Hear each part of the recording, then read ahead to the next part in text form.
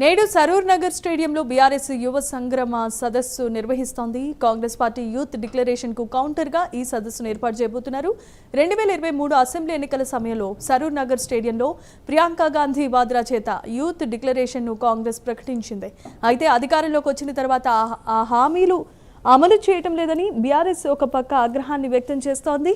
యువతను మోసం చేశారని ఆరోపిస్తూ నేటి సదస్సులో కాంగ్రెస్ ప్రభుత్వంపై మాటల తూటాలు పేల్చేందుకు బీఆర్ఎస్ సిద్ధమైపోయింది.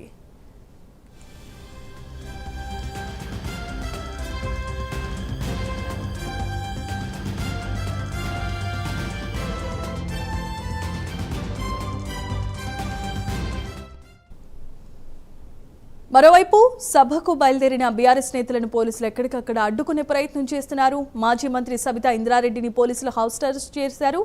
హైకోర్టు పోలీసుల అనుమతులు ఉన్నప్పటికీ తనను గృహ నిర్బంధంలో ఉంచడం రాజ్యాంగ విరుద్ధమంటూ సబితా ఆగ్రహాన్ని వ్యక్తం చేశారు. ఇంకోవైపు బీఆర్ఎస్ నేత ఆర్ఎస్ ప్రవీణ్ కుమార్ ని కూడా పోలీసులు హౌస్ అరెస్ట్ చేయడం జరిగింది. సభకు అనుమతి ఉన్నప్పటికీ అడ్డుకోవడంపై బీఆర్ఎస్ నేతలంతా ఆగ్రహాన్ని వ్యక్తం చేస్తున్నారు.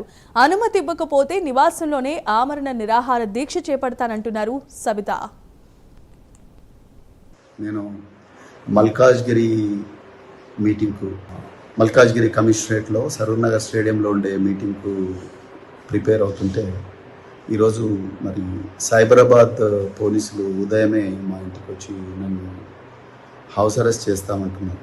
నిజంగా నాకైతే ఆశ్చర్యంగా ఉంది. గౌరవ తెలంగాణ హైకోర్టు, అదేవిధంగా గౌరవ మల్కాజ్గిరి పోలీస్ కమిషనర్ శ్రీమతి సుమతి గారు వీళ్ళందరూ ఇన్ రైటింగ్ పర్మిషన్ ఇచ్చిన తర్వాత కూడా మాలాంటి నాయకులను వీళ్ళందరినీ కూడా పోలీసులు అరెస్ట్ చేసి గృహ నిర్బంధంలో ఉంచి ఆ మీటింగ్కు పోకూడదని ఇన్ని కుట్రలు చేస్తున్నారంటే ఇంకా తెలంగాణలో రాజ్యాంగం ఇచ్చిన జీవించే హక్కు కానీ లేకపోతే స్వేచ్ఛగా తిరిగే హక్కు ఆర్టికల్ 19 క్లాజ్ 1 రైట్. ఇక ఇవాళ బీఆర్ఎస్ సరూర్ నగర్లో యువ సంగ్రామ సదస్సును నిర్వహించబోతోంది. దీంట్లో కాంగ్రెస్ ప్రభుత్వం అధికారంలోకి రాకముందు మేనిఫెస్టోలో ప్రకటించినవి ఇంకా అమలు చేయలేదంటూ ఆగ్రహాన్ని వ్యక్తం చేస్తూ నేతలు దిశానిర్దేశం చేయబోతున్నారు.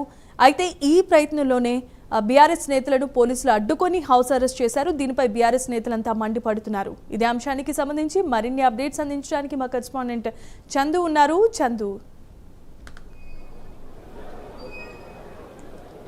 Good morning Jemimah. ఈరోజు సరూర్ నగర్ గ్రౌండ్స్లో బీఆర్ఎస్ పార్టీ యువ సంగ్రామ సదస్సును నిర్వహిస్తోంది. మరి కాసేపట్లోనే సదస్సు ప్రారంభం కాబోతుంది. 10-11 గంటల ప్రాంతంలో కేటీఆర్ ఇక్కడికి చేరుకుంటారు. ఇప్పటికే ఇక్కడికి యువత పెద్ద ఎత్తున కూడా తరలి వస్తున్న పరిస్థితి కనిపిస్తుంది. అయితే ఈ నేపథ్యంలో నిన్న సభకు సంబంధించి అనుమతి నిన్న సాయంత్రం 4 గంటల వరకు కూడా అనుమతి ఇవ్వలేదు. తర్వాత బీఆర్ఎస్ పార్టీ కోర్టుకు వెళ్ళి అనుమతిని కూడా తీసుకుని వచ్చిన పరిస్థితి కనిపించింది. అయితే ఈరోజు ఉదయం నుంచే బీఆర్ఎస్ పార్టీ నేతలను కూడా హౌస్ అరెస్టులు కూడా చేస్తారు. ముఖ్యంగా మాజీ మంత్రి సబితా ఇంద్రారెడ్డిని హౌస్ అరెస్ట్ కూడా చేశారు. అదేవిధంగా ఆర్ఎస్ ప్రవీణ్ కుమార్ని కూడా హౌస్ అరెస్ట్ చేశారు. దీనిపై బీఆర్ఎస్ శ్రేణులు కూడా పెద్ద ఎత్తున మండిపడుతున్న పరిస్థితి కనిపిస్తుంది. ప్రస్తుతం మనతో కొంతమంది బీఆర్ఎస్ పార్టీ నేతలు ఉన్నారు.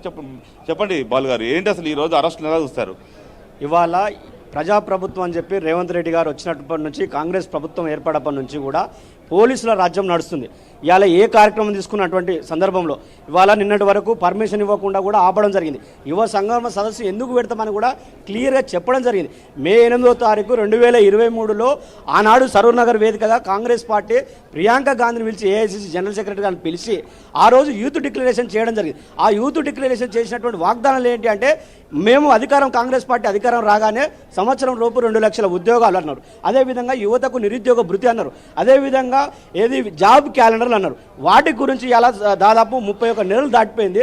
కనీసం మీరు మరి 2 లక్షల ఉద్యోగాలు అని చెప్పారు, నిరుద్యోగ భృతి అని చెప్పారు. ఎవరికైనా ఈ రాష్ట్రంలో 31 నెలల తర్వాత ఒక్కరికైనా నిరుద్యోగ భృతి ఇచ్చారని మేము అడగడానికి ఇలా యువ సంగ్రామ సదస్సు పెడితే దీనికి పర్మిషన్ ఇయ్యదు ఈ ప్రభుత్వం. పర్మిషన్ ఇవ్వకుండా గౌరవ హైకోర్టు నుంచి మేము పర్మిషన్ తెచ్చుకుంటే కనీసం మీటింగ్ చేసుకుంటామంటే ఎక్కడికక్కడ అరెస్ట్ చేసినటువంటి పరిస్థితి. మా మాజీ మంత్రివర్యులు సబితా ఇంద్రారెడ్డి గారిని అరెస్ట్ చేయడం జరిగింది. అదేవిధంగా సీనియర్ నాయకులు ఆర్ఎస్ ప్రవీణ్ గారిని అరెస్ట్ చేయడం జరిగింది. అట్లా చాలా మందిని అరెస్ట్ చేస్తుంటే మాకు కూడా అనేక ఫోన్లు వస్తుంటే కూడా పొద్దుగానే లేచి బయలుదేరి రావడం జరుగుతుంది. ఎందుకంటే అరెస్ట్లతో ఎన్ని రోజులు అనిపిస్తావు, నువ్వు చేస్తున్నటువంటి మీరే కదా, మీరు మేనిఫెస్టోలో పెట్టినటువంటిది సంవత్సరం లోపల 2 లక్షల ఉద్యోగాలు ఇచ్చి తీరాలి, అదేవిధంగా నిరుద్యోగ భృతి ఇచ్చి తీరాలని. దానికోసం బీఆర్ఎస్ పార్టీ యువజన విభాగం విద్యార్థి విభాగం ఆధ్వర్యంలో నిరుద్యోగులకు అండగా నిరుద్యోగుల బాసడగా నిరుద్యోగులు ఎవరు కూడా ఆధారపడదు.